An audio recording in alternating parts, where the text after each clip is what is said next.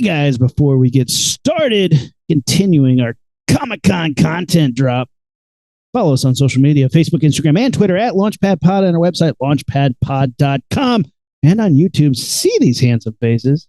Because we went to Comic-Con, we were handsome boys, it was awesome. Matt, you're still wearing the awesome t-shirt. So my hair looks kind of dumb, but I also kind of like it right now at this moment. It's working. It usually looks pretty dumb. That's not the part I'm asking you to tune in for, but it's rare that I like it. Now it looks good. Yeah, still got my shirt on. Shirt that Rumi designed, and I think got his little tail wagging so hard that he was like, I can't miss this fucking Comic-Con. I got to make sure I get there. And he did. And we had the biggest little boners to try to get this thing in glow in the dark because we wanted it so bad. Yeah. And from the mist, our friend Rachel came and was like, I can get it glow in the dark. And fucking boom. I am also wearing a glow in the dark shirt tonight, but it is not as cool as the ghost face. What's it say on the bottom? It says Terror Vision, which is a place in Savannah that sells cool like DVDs, VHSs, and horror memorabilia, records, and posters. It is a tiny little shop, super cool, only open like on the weekend, which I'm like, what? But they have the technology to make glow in the dark shirts. Yeah, which apparently is tricky. And yeah, it's harder and more expensive and longer than you would think.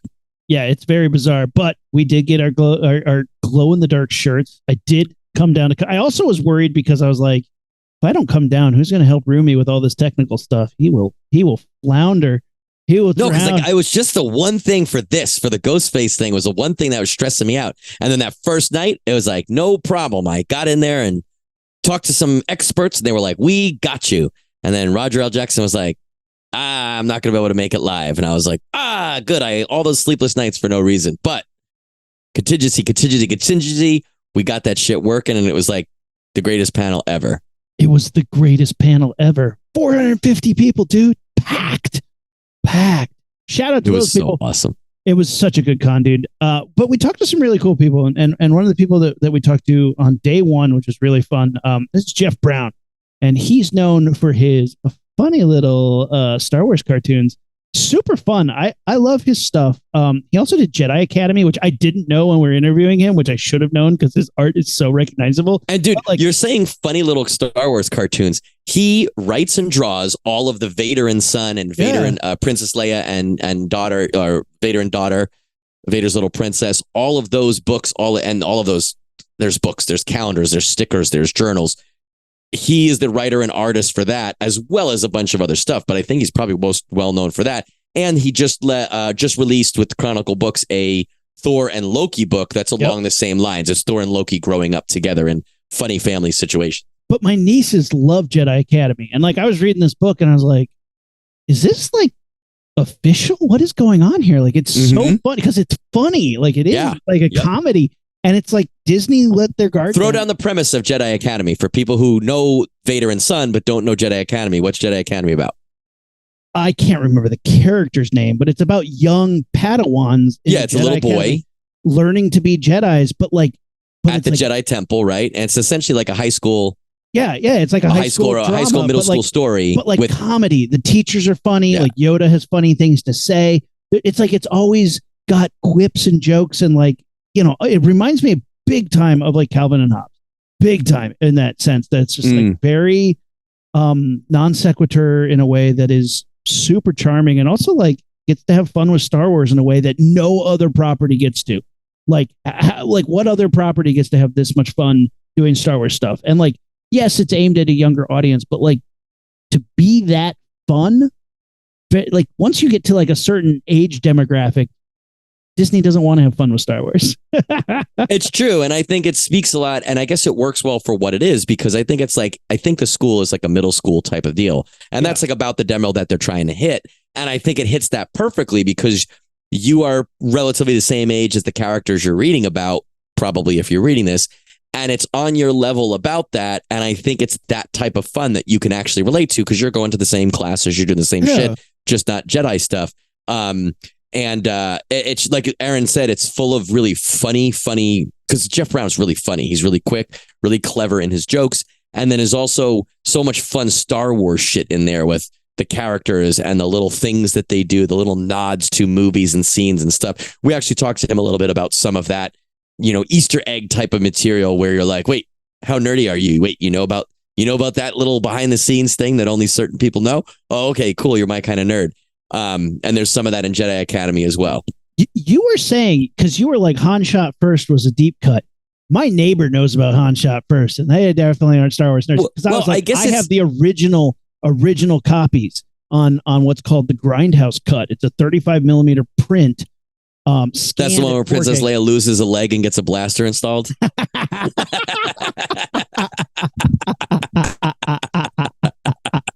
No, it's the one where Dengar fucking ties Princess Leia to the front of his speeder, and then they just. That's a deep cut. Now we're deep cutting. The Greedo Shot First thing is not a deep cut, but like it is a thing. It's not in the movie. Well, it's not in the movies, but he wove it so well into a Star Wars joke, like a kid joke. And if you haven't seen this joke, I think it's from the original Vader and Son, but it's Luke telling Vader, Greedo pushed me, and Vader responds, well, did you push him first? And I was like, I honestly think like that is the term genius used well. That is fucking genius to make that joke in that book. It makes so much sense, right? It's perfect. Now, here's the thing. You told me a story, and it didn't even come up in the interview, dude. You told me a story about how you got on Jeff Brown's radar, the interaction you had with him outside of this Comic-Con. You have to tell this story. So, man. And I feel like you had told me you hadn't heard the story, and there's no way that this could be true. But so when I read Vader and Son, I had this idea, and I remembered possibly my first memory with my dad was a Star Wars themed thing. He was giving me a bath. He was putting me in the bathtub. All the women listeners are leaning forward now, going like, go on. They were like, blah, blah, blah, Greedo. Naked Matt. Guys, I was 3, ladies. But my dad put me in the bath, and I literally remember this. The bath was too hot, or so I thought. And I told him, Dad, this water is too hot. And he said, no, it's lukewarm. And when he said that, I thought he was saying lukewarm because I liked Luke Skywalker, and I felt condescended to. And I honestly thought, I was like, no, it's fucking hot. Like, don't bring Star Wars into this. The temperature is too hot. And he's like, no, it's lukewarm. And I quipped back, no, it's Darth Vader hot. And I was mad about that. And years and years and years later, when I'm reading a Vader and Son book, I was like, I can easily see that situation as a one-panel cartoon in that world. So I reached out. I was still doing special effects. I reached out to Jeff Brown and told him that story and was like, listen, if you were interested, I'd love to commission you to draw that piece. And I was like, at that time, I was always like, any props that I had, any makeup pieces or whatever movie stuff I had extras of, I was always offering that in trade. No one ever cared. He was like, yeah, I would do a trade with that. That sounds good. And I think I can do that. He's like, but I'm super busy right now. I wouldn't be able to touch it for more than a year. So I was like, okay, I'm not in a rush. And I didn't have a kid yet then, but my goal was to, if that ever came about, frame it and put it in my kid's room. It didn't matter if it was a boy or a girl. And I thought he was nicely being like, oh, we'll talk about it later. And like maybe 8 months later, he wrote me and was like, hey, I finished that piece. And he sent me the most beautiful fucking pictures of this illustration that he did with markers. And it's just gorgeous. And I was like, the things I was going to trade you for are not good enough. I need to get you more stuff. So he's like, okay, but in the meantime, give me your address and I'll send this out. And I was like, you don't even want to finalize the deal? He's like, no, you'll send me what you send me. This was cool. And the way he wrote it, he wrote, Darth Vader says, no, it is lukewarm. I have felt it. And he added the words, I have felt it, which is a fucking Star Wars Darth Vader thing to say. And it works so perfectly. So he sent me this thing. I finally scraped together some good stuff and made him a display and sent it out to him. So I have this beautiful, it's probably like, it's probably 6x6, but the image area is probably like 5x5 or 4x4. And it's this beautiful piece. And it's one of those, and I have a lot of art like this, but you look at the actual piece and then you look at like the book Vader and Son, and the actual piece is so much more breathtakingly gorgeous. It's so much more crisp. The colors are so much more bright. It's just gorgeous. I had it beautifully framed, and now it's hanging on my son's wall. So every once in a while, Jeff Brown and I will reach out to each other and we have a quick conversation. We've seen each other at a couple cons. We just haven't interviewed him. About a year and a half ago, he was like, it's going to be in a calendar. So they made, I think, 2 different calendars that year from his work. But now me and my dad's little interaction that he turned into a Vader and Luke is official Lucasfilm merchandise on a calendar. And this is how cool of a dude he is. He told me that. And I was like, which calendar is it? He's like, don't worry, I'll send you one.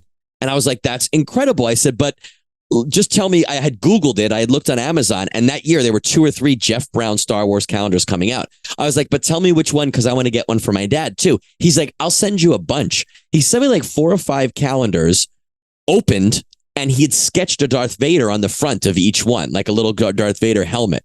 And he just sent it to me. And I was like, dude, let me at least cover shipping. He's like, get out of here. Don't worry about it. And this is just so cool. It was just, I mean, official Star Wars merchandise, dude. Like, I don't see any money from that, and I don't care or expect to. I really want to get into the book, because how cool would it be to be in a book? But on a calendar, it's freaking cool. That's so cool, dude. That's like, I love that story so much, and that's just like, I don't know. That's why you have all the best stories, Matt. See, well, if I told that story, it would start with me like reaching out to somebody like, hey, you want to do this cool thing? And it would end with the cops at my house. Like, that's just how my life rolls. And that's why you should always have pants on when you approach celebrities. If you're not watching the YouTube video right now, Aaron is looking down as he's laughing at that joke. So, I mean, come on. Is it a joke or is it an observation? Because part of me was like, how did you know? But like... Because we lived together for a long time, my friend. But Jeff Brown and I had talked a bunch of times, and we'd been in contact about a couple different things. And when I saw he was going to be at this Comic-Con, I was like, hey, let's make it official. Would you come on the show? And he was like, absolutely, swing by. And we got there a couple minutes early, right? And we introduced ourselves. He was still sketching. We watched him in the span of like 15, 20 minutes draw out 2 full body Mandalorian pieces, probably about 5 or 6 inches tall each, with no reference material, Baby Yoda with the little floating orb and everything. And it was just, I know I've seen artists draw, and I like Jeffrey Brown's style and what it is, but it's not like the style of art I like as a whole. It's a very targeted thing for me, and it obviously has a sentimental symbolism to me. But to sit there, and I felt this once watching David Mack draw me a sketch at a con a couple years ago, to just watch there be nothing on the paper and just watch him one step at a time, put all these pieces together, and then suddenly as a fucking Mandalorian, it was nothing. And then he produced this thing. It's almost like magic, right? Because it literally made it. And like freehand. Because like I'm an artist, but like my style of art is I literally build it in 3D first and then trace it. Because like that's just how I work. That's my process. I build it out in 3D any way possible, you know, and then I trace it. To see him go from blank page to just freehand this perfectly clean picture of a Mandalorian and Grogu, it is cool. Like that's talent, man. And it's also something we care about, right? Like if he was the artist on Barbie or something, it would still be wondrous to watch, but I don't care. But if he's drawing something that matters, like Star Wars matters to me, like it really does, you know? So to watch that while you and I are preparing our equipment for an interview, and then we're standing by waiting for him to finish his work, you like watching it, you're like, damn, it's just so cool to watch. And I'll tell you a little thing after we listen to the interview, because in the interview, we actually talk a little bit about his process. And let's listen to it. And when we come back, I have something cool that we can share in addition to that. Transition. Ignition sequence start. 6, 5, 4, 3, 2, 1, 0. All engine running. Liftoff. We have a liftoff.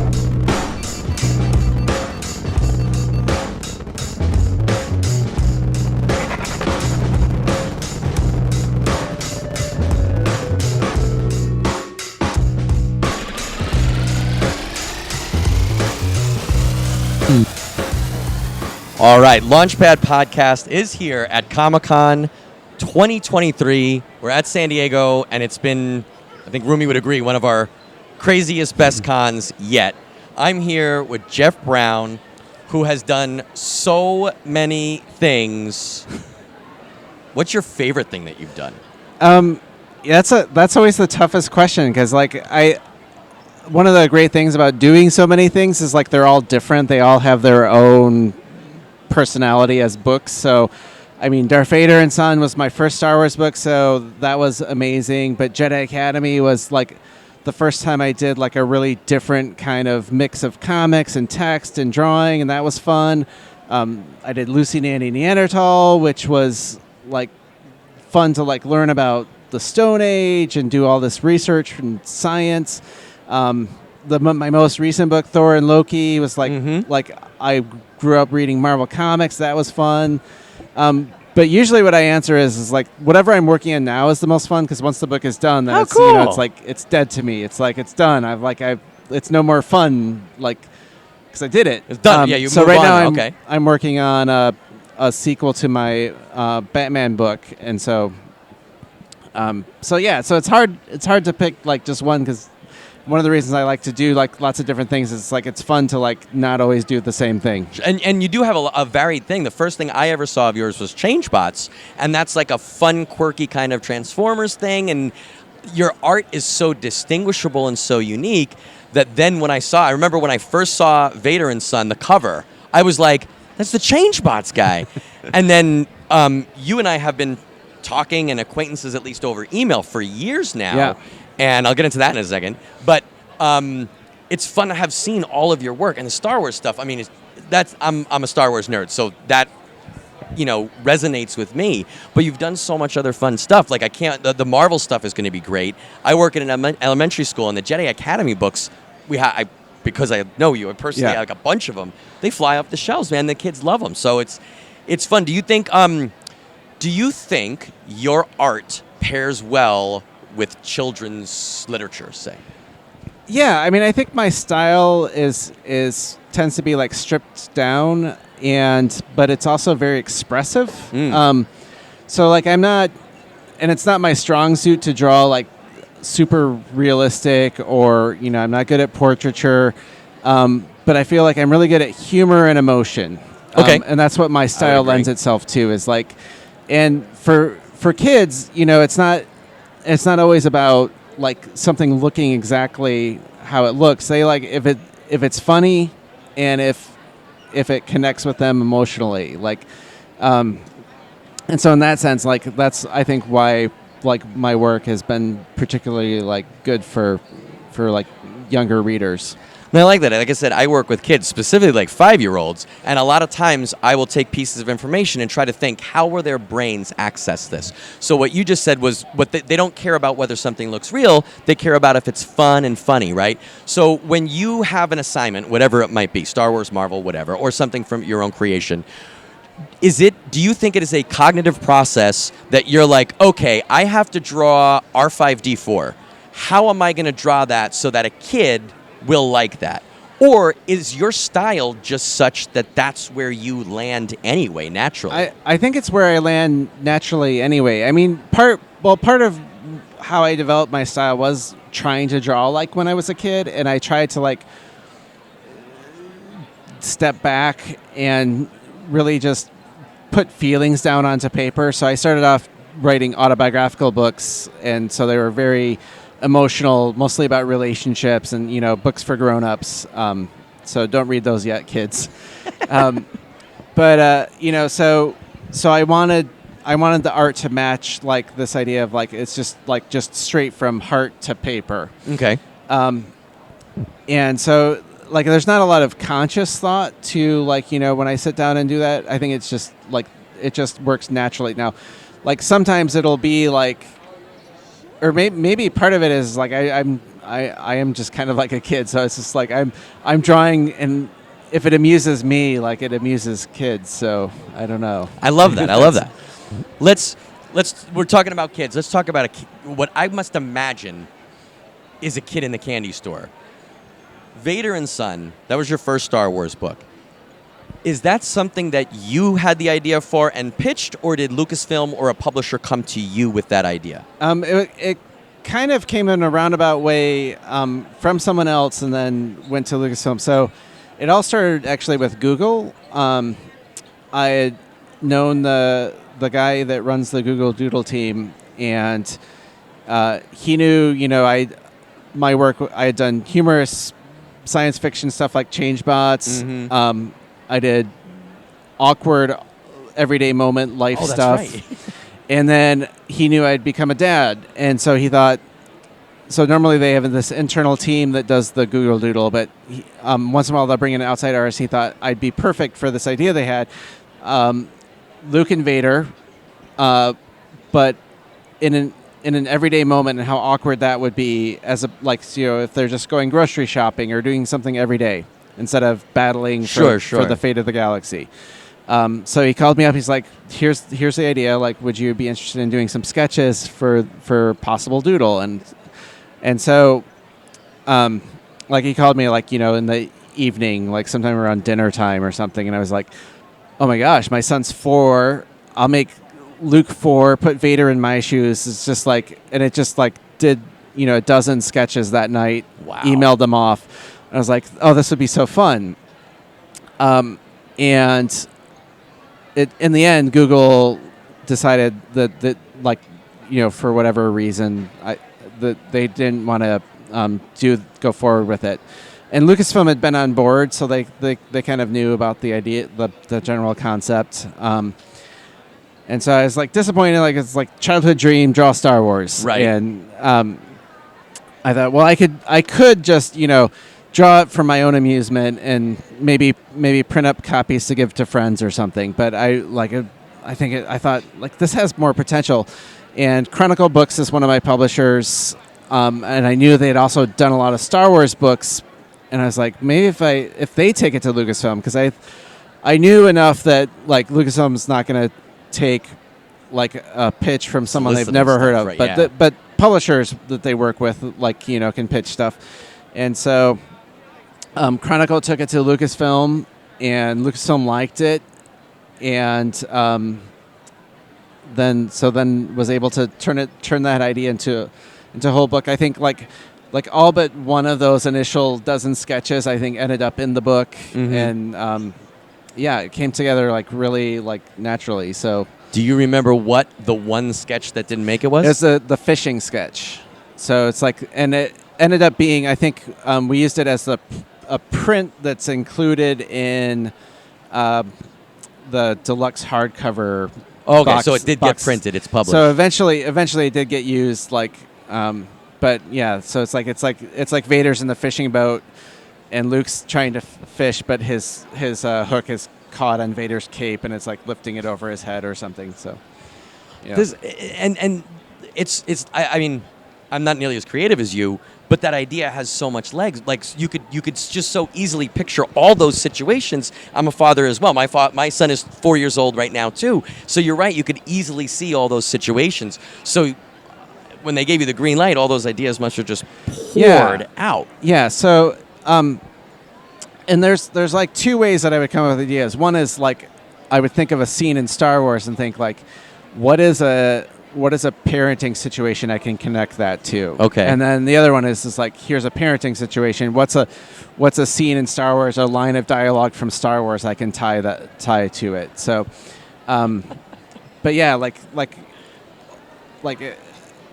the initial burst was it was just oh, this was pretty easy to come up with, and the books are 60 pages, and so normally I try to come up with 150 ideas for each book. So wow. And then now that it's essentially like a series, right? It just keeps rolling. So anything that doesn't get used on this book, hopefully for the next book. And the next book, right? or we've done calendars each year, and so sometimes so I usually, the calendars are a mix of stuff from the books, and then I usually do 2 to 3 new images for those. So sometimes I go back to what's an idea that didn't work before? Maybe I can keep thinking on it and come up with something new. Now, you're talking about ideas that didn't work. You're very funny, some of funny is satire. Some of fun is poking fun at the subject matter. I'm assuming that Lucasfilm, Chronicle, if not other entities, need to clear pretty much probably everything you do. How is it with that kind of oversight? Do you get pushback a lot? Are they ever like, don't make that much fun of this character or that? Like, you know what I mean? No, I mean, so I think with my books, like it's always come from a place of being a fan. Sure. So in that sense, like it's never been an issue. Like it's the books are never like making fun of the thing. More of like it's like I'm laughing with and not laughing at. Sure. I guess it's not mean fun. Yeah, it's so a it's joke. like it's like anytime, like even like when I'm like, so there's a joke about Jar Jar toys. It's like yes, it's kind of making fun of that, but it's also like comes from a place of love. Like it's like as a fan, as a collector, it's we're all deeply enmeshed in the material. So yeah, so in that sense, like there's never been pushback in that. Like usually the pushback is like, it's like, yeah, we don't think this is funny. Is like they're a way to like make it. And so sometimes it's like, you know, like coming up with like one thing to like take it to that next level, or sometimes it's combining two different ideas, and like when I mix them together, then it's like, oh, okay, there's what makes it click. Can you think of anything that was an idea, whether in concept or visual, that you liked that they kiboshed for one reason or another? Is there anything that you wish made it but didn't yet? Yeah, no, because usually like what we'll do is we'll come up with like the list of everything, of the ideas, and then we'll go over like I'll give my list of, here's my favorites, here's one I think are okay, here's ones I don't think are that great, and then my editor at Chronicle will do the same thing, and then and then Lucasfilm will like pick out their favorites, and then we'll all kind of compare. And so like there's usually like the bulk are like everyone likes these, and then there's some that I like that no one else likes, and if I really like it, then I would like lobby for it. I was like, no, I really think this one. Trust me, I really want to do this one, and usually they're like, okay. So like, I mean, the one example that comes to mind is actually for the new book, Thor and Loki, Midgard Family Mayhem, and that was a joke. I had a joke where Thor's hammer is in the garbage, and Thor is like, Loki, did you put my hammer in the garbage? And Loki's like, oh, was it supposed to go in the recycling? And then they were like, no, because Loki can't lift Thor's hammer, so how would the hammer get into the how would Loki get the hammer into the garbage? And I was like, you know, so I tried different ways of convincing them. It's like, no, like we got to do this joke, and it's fine that it didn't make it in, but yeah. So like, there's never been anything like where I was like so devastated that it wasn't included, but like that was a meeting that a bunch of grown men had. Was like, wait a minute, this fake character's enchanted hammer couldn't be picked up by someone else, so physically couldn't end up in the garbage. All right, I get that. The image that sticks out for me is, I think it was in the first book, was Greedo pushed me. Well, did you push him first? I laughed so hard at that. My wife, who doesn't like anything nerdy, like I'm the nerdiest thing she likes, and she barely likes me. I explained to her the joke to try to get her, like, and I knew she wouldn't. I was just so excited. I thought that was such a deep cut, so funny. Clearly, you love Star Wars and are a Star Wars. Like, would you call yourself a Star Wars nerd? I think I would have to. Although, I mean, I have to say, like, after doing these books, like my level, when compared to like some people, it's like I'm like a baby compared to. You think so? Because I think like the Greedo one is a deep cut. You would think so, but like there are far deeper cuts. Like, it's amazing how deep. Like, and there are people who know these deep cuts. But I mean, I guess like compared to like an average fan, probably. Sure. But like compared to a Star Wars fan, like, I don't know. Well, what are some like deep cut Easter egg nerd niche things that you've put in your books? As it doesn't have to be Star Wars per se, but Star Wars for me, I've seen a bunch of them. What are some ones that either you liked or tickled you, or you were proud of? The one that I really liked getting in was, from the old Marvel comics, the Rabbit Jackson. Mm-hmm, yeah. So like I managed to like get that in as a Halloween costume. So it's like okay, I'm not actually drawing Jackson. I'm drawing like a kid dressed up as right. So that's, I don't know. I would have to think about. That's a pretty good. That's so a deep cut though. Like no people know what that so it's is. also like, I mean, like sometimes like I don't even think of them as like, so like Who Shot First doesn't seem like a deep cut to me, but is that just because like I am actually more of a Star Wars nerd than I am willing to admit? Well, I think that's the thing is I think we as nerds recognize our own kind, I think, right? I mean, this is the perfect place for that. You walk through the door, we know we're in our tribe, right? But I think, and as a podcast and as a nerd, when I talk to another nerd, there's always that, all right, where are you? Are you here? Are you here? Are you here? The Greedo Shot First thing is not first or second level. You're at least a couple levels. There's certainly deeper cuts. Yeah. Like the Rabbit is I would say Rabbit is deeper than. That's pretty I think that's bigger than the Greedo thing. But there's, I guess the way that I view it is, anyone could be assigned that book, Vader and Son, if they had that concept. I'm not saying it would work better or worse than when you do it, but someone who wasn't as versed in the franchise, in the mythos, couldn't make those concepts work as deeply. They would be more general jokes as opposed to really Star Wars jokes, you know? Well, I mean, I think one thing I did try to do was like make it so it's like if you're just a casual fan or if you're a parent, you get the jokes. But if you're like a super fan, then like there's an extra level that you get from it. And it's the same thing, like, you know, it's like there are some properties that like I wouldn't be able to like do. So like one time someone wrote to me, they wanted me to do like have you ever thought about doing a Robotech Macross book? And I was like, I mean, I'm familiar with it. I don't think I could do I can do a book. Like yeah. Like I don't like I'm not immersed enough like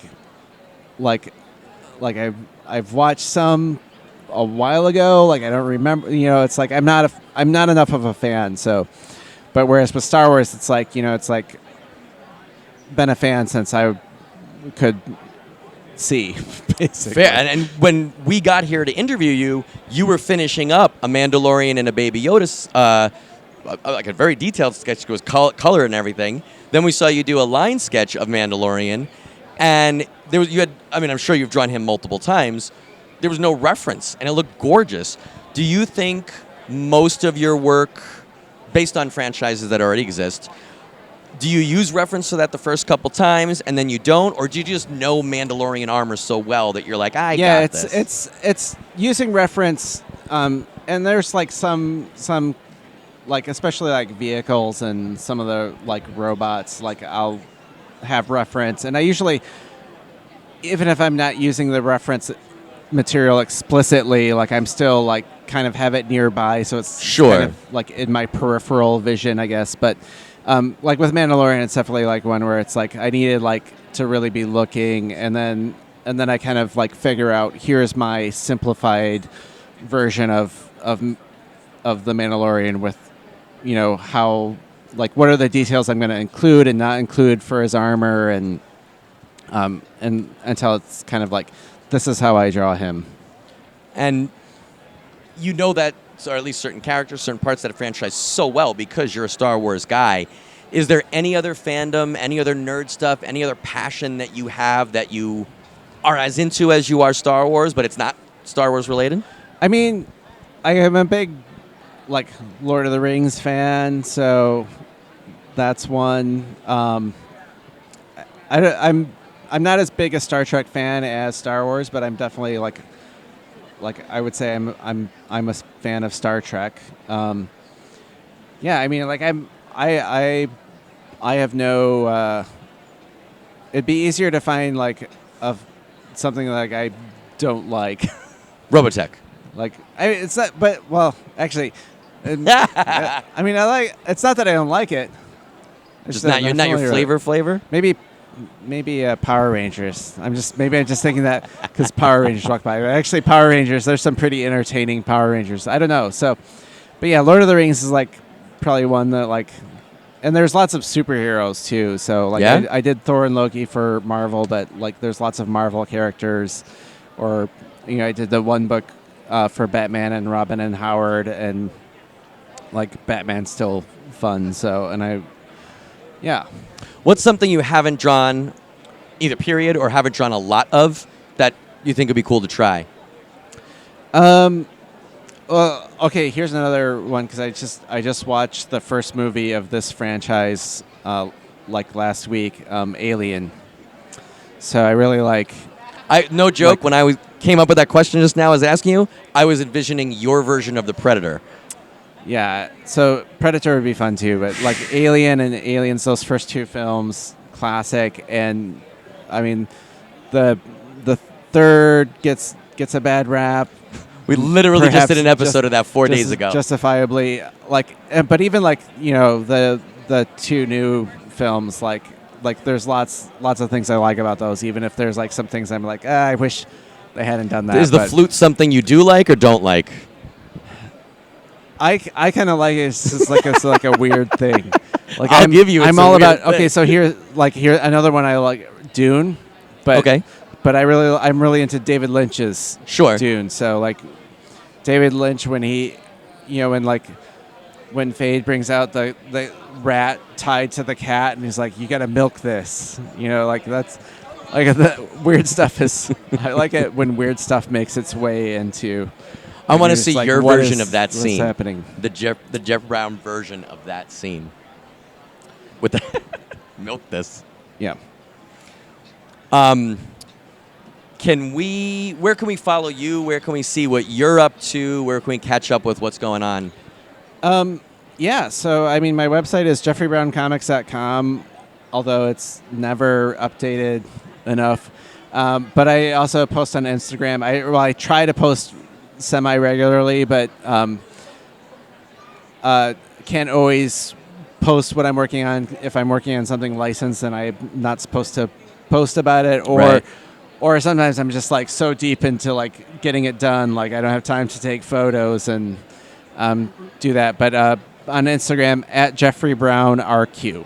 Okay, and you guys know you can follow us on Facebook, Instagram, and Twitter at LaunchpadPod. And you can check out our website, launchpadpod.com. This has been fantastic. I could talk to you all friggin' day, but I know you have stuff to do.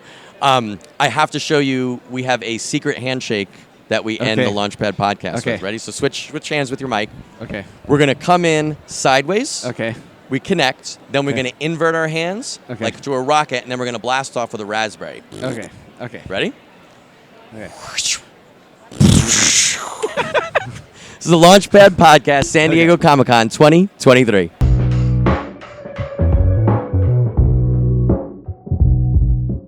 That's a good one. It's super fun. He also did another piece for you, right? You commissioned something while we were there. This is like one of those things. We finished the interview that you just heard, and I'm like, I already spent way more money at this con than I meant to because I got some amazing art, and I was like, let me just see. And I asked him, my favorite character from Star Wars is R5D4, the little red, orange, blue droid that blows his motivator. There's a book, I think it's called Vader and Friends is that one. And it's Good Night Vader or something to that effect. And it's 2 pages on every double spread is 2 pages. And the first one shows a character getting ready for bed and then falling asleep. And there's one about the droids, and it's a who's who of the famous droids of all of the Star Wars movies. And R5D4 is in it. It's a really detailed page. And I'd reached out to him. I was like, hey, is that available? Either one of those, the ones where they're awake or the one they're asleep. And he's like, it's available, but it was expensive. It was like upwards of $1,000. I think it was probably $1,500. And I was like, I love that. And it's not that it's not worth it, but I can't afford that. And I really only wanted it for R5D4. At the beginning of this episode, Rumi and I were talking about how amazing it was just to watch him create these Mandalorian figures and this couple other drawings we saw him do. It was wondrous to watch. And I was like, listen, would you be up for commissioning an R5D4 and we could record you doing it? He was like, listen, the con is busy and I'm about to jet off. I have another meeting or something, but I'll do it for you in my studio and I'll videotape the whole thing because I already have it set up for it. So I was like, sure. It was one of those, I'll write you after the con. And if you guys have gone to cons, especially if you go in some sort of professional or press capacity, there's like a million fucking things to do, right? So I know he has more to do than we do. So I was like, I'm going to give it a week. And then the week after Comic-Con, I'll write him and check in. Midway through that week, he writes to me and is like, hey, what address should I send this R5D4 to? And it's the same thing as the Vader piece he made me. I was like, I can't be that big of a priority to you, but you remembered and you did it. And he sent me the videos. He sent me all these amazing videos of him doing every step of this R5D4. And it took him a minute. It was a nice piece. It's gorgeous. So he sends it to me and I have my envelope here. 3 Star Wars droid stamps on it. Hide your do it again, but hide your address. 3 Star Wars droid stickers on it, stamps on it. Then on the back, he sealed it with a big R2D2 sticker. Please do not bend. It's a card. It's not a paper card. He drew this bitchin' R5D4. And I got to say, it's just like the other piece that he drew that's in Kent's room now, the one that's on the calendar. It's beautiful. And I'm showing it on YouTube. So if you guys aren't on YouTube, check it out. We'll put pictures on the social media and stuff, but it is so fucking cute in person. And he even did like weathering on it. If you look carefully, there are smudges on it that are supposed to be, the weathering and dirt on R5D4. And it's perfectly his style. It's my favorite little droid. I'm going to frame this one and bring it to school. And just like he always does on the back, he did a little autobiographical cartoon, R5D4, with his name and the date on it, 7/26/23. So, Mr. Brown, thank you so much for this. I mean, so freaking cool. It is really and the envelope blows it away. Like, I love the idea that there's all these Star Wars stickers on it, too. So cool. Guys, have you read Vader and Son? Have you read any of Jeff Brown's work? Do you have kids? Do you want to get them into Star Wars? This is a great entry point for Star Wars. In my opinion, I think it's a great entry vehicle for Star Wars fun stuff because like you can read it with your kid and they're like, oh, what's that? And you're like, oh, that's Darth Vader. And then like as they get into it more and more, like, you want to watch Star Wars? Like, come on. It's fun stuff. Give it a shot. Let us know what you think.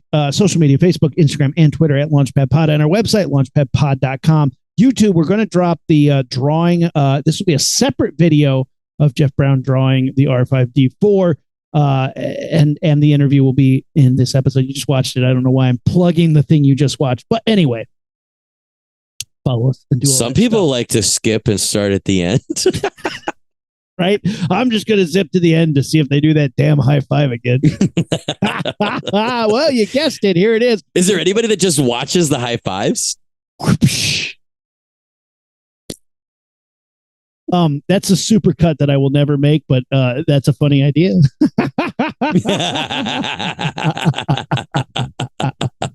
We're the Rocketeers and we are out. You know what you do? You got to make it like the mosaic where it's one high five, but it's comprised of just 250 different. Sounds like a lot of work. Thanks, Matt. Thanks for adding work to my plate. If you want Aaron to do this, like and subscribe. Show him a little thumbs up if you want that. If we get to 1,000 followers on YouTube, I will make this video. Oh, there it is. Oh, shit. All right, guys, come on. Get grandmas and grandpas to start hitting that like and subscribe shit. Make it happen. I want to get signed up on YouTube. Let's do this. I would love to hear someone try to explain to their grandparents that they want to see a high five on the internet, so they need to create a YouTube account. I'll give you a high five right now. You don't have to sign up for anything. Some kid's just trying to like create 1,000 Gmail accounts. It's like Billy 42087. Got to see that Dolph Lundgren high five. Got to see that high five. Oh my gosh. I already said it, but we'll say it again. We're the Rocketeers and we are out. Ignition sequence start. 6, 5, 4, 3, 2, 1, 0. All engine running. Liftoff. We have a liftoff.